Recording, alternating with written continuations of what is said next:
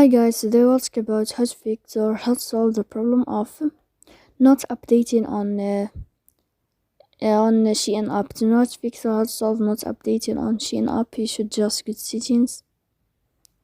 Here you can click on apps, default apps, app settings.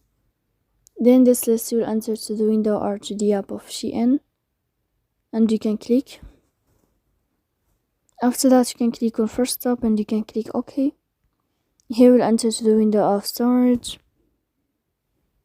Then you can click clear cache. Don't click clear data because that can cause you errors or can delete your account.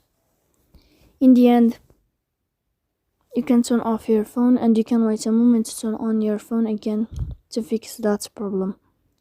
So please don't forget to support us by like and subscribe. See you next time in another video. And thank you for your attention and your watching.